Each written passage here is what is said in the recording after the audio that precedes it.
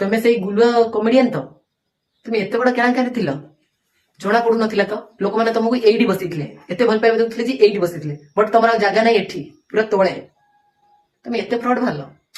କଥା ନାହିଁ ନା, ଯେତେ ବଡ କ୍ରିଏଟର ତାଙ୍କ ଭିତର କଥା କେହି ଜାଣିପାରନ୍ତିନି, କିନ୍ତୁ ଗୋଟେ ବମ୍ ରେ ଏକାଥରେ ତାଙ୍କ ଭିତରେ ଗୁମର କଥାଟା ଫିଟି ଯାଇଛି। ସେଇଟା ସବୁଠାରୁ ମାନେ ଭଗବାନଙ୍କୁ ଧନ୍ୟବାଦ ଦେବା ଦରକାର। କାହିଁକି ନା ଏମିତି ଲୋକମାନଙ୍କୁ ସାମ୍ନାକୁ ଆଣିବାଟା ବହୁତ ନିହାତି ଦରକାର। କାହିଁକି ନା ଏମାନେ ସବୁ ଝିଅ ମାନଙ୍କ ସହ ଫ୍ରଡ୍ କରୁଛନ୍ତି। ଏଇଟା କରିବାର ନଥିଲା।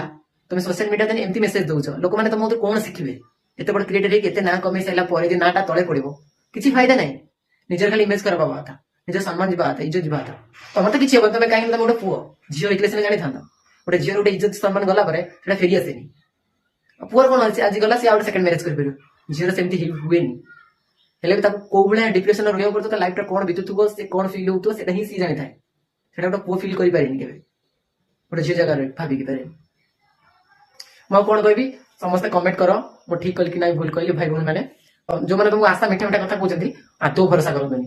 କାହିଁକି ନା ଏତେ ବଡ କ୍ରିଏଟର ହେଇକି ତଥାପି ଏମିତି କେଳାଙ୍କାରୀ କାମ କରୁଛନ୍ତି। ବିଲେ ଆଖି ବୁଝୁଛି କ୍ଷୀର ଲାଇଫ ସେଭ୍ ହେଇଯିବ ଭିଡିଓ ଆସିଲା ପରେ ସୋସିଆଲ ମିଡିଆକୁ। ଭଗବାନଙ୍କୁ ଧନ୍ୟବାଦ ଦେବା କଥା, ବର୍ଷା ଦିଦି ଆଜି ଖୋଲିଲେ ବୋଲି ତାଙ୍କ ଗୁମର କଥାଟା ସାମ୍ନାକୁ ଆସିଲା। ବହୁତ ସାରା ଝିଅଙ୍କ ଲାଇଫରେ ବର୍ବାଦ ହେଇଯାଇଥାନ୍ତା।